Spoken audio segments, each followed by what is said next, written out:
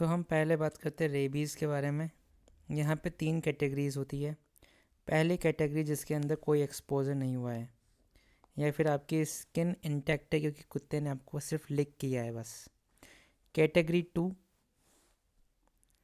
Category to के अंदर exposure हुआ है, एब्रेजन हुआ है विदाउट ब्लीडिंग, ये इंपॉर्टेंट वर्ड है।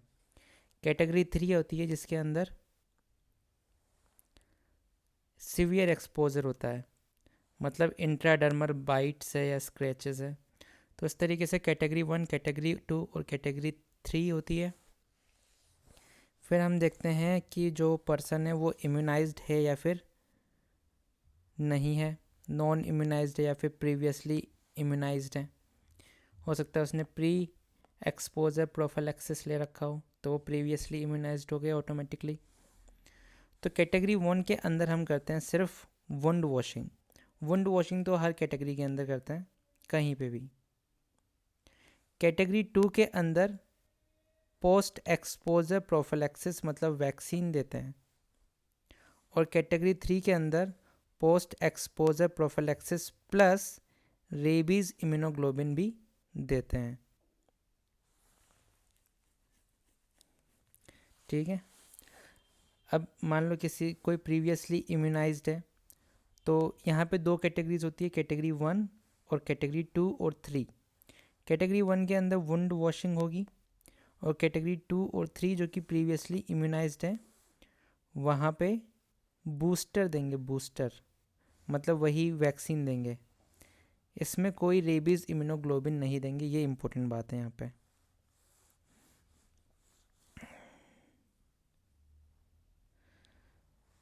तो प्री एक्सपोजर प्रोफिलैक्सिस की बात कर लेते हैं रेबीज़ की। तो ये दी जाती है पहले दिन, 7वें दिन, 21वें दिन और 28वें दिन। ये किसकी बात कर रहे हैं हम? प्री एक्सपोजर प्रोफिलैक्सिस की। जैसे कि पहले दिन दे दिया, फिर 7वें दिन दिया, फिर हम 21 या 28वें दिन देते हैं। पोस्ट एक्सपोजर प्रोफिलैक्सिस की बात करें, यहाँ पे हमारे पास 5 डोज का रेजिमेन है। इंट्रामस्कुलर 1 डोज देते हैं, administered on 0, 3, 7, 14 and 20 days. 0, 3, 7, 14 and 28 days. Alright. Rabies immunoglobulin की कुछ खासियत है कि पहली बात तो ये passive immunisation, passive immunity provide कराता है ये। It is administered only once, preferably within 24 hours of the exposure. इसका मतलब on day 0 of the anti rabies vaccine.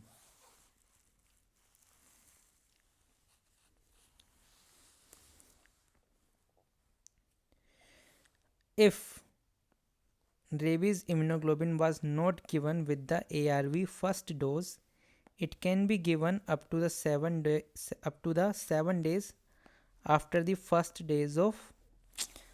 dose of ARV.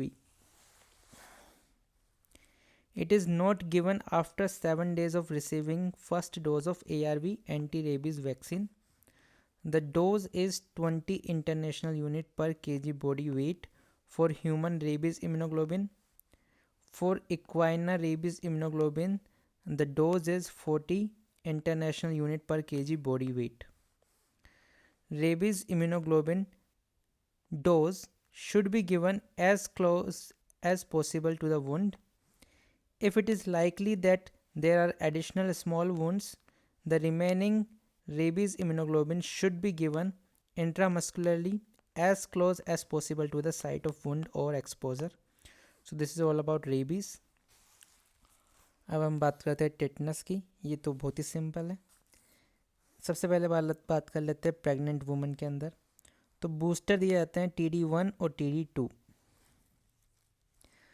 TD1 early in pregnancy 0.5 ml intramuscularly upper arm के अंदर। TD2 दिया जाता है tetanus toxoid 4 week after the TD1 0.5 ml intramuscular upper arm. TD booster कब देते हैं?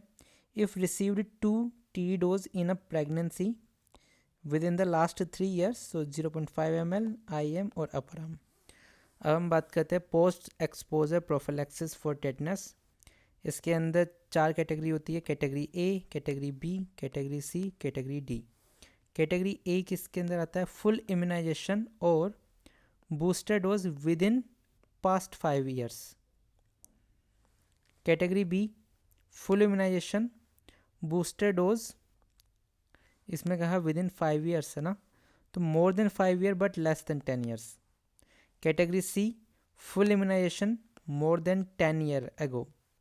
और category D हो गया अननोन, नेवर टेकन इम्यूनाइजेशन। अब ये आल्सो डिपेंड करता है कि क्लीन वुंड है या अनक्लीन वुंड है। कैटेगरी ए के अंदर हमेशा हम वुंड केयर करते हैं, कुछ देने की ज़रूरत नहीं होती है। कैटेगरी बी के अंदर वुंड केयर तो करते हैं, साथ ही साथ टीटी टेटनस का एक सिंगल डोज देते हैं। ठीक है। अगर कैटेगरी सी या कैटेगरी डी है तो हमें बस एक बात ध्यान रखनी है कि ह्यूमन टेटनस इम्यूनोग्लोबिन एडिशनली जुड़ जाती है। That's all you need to know. This is all.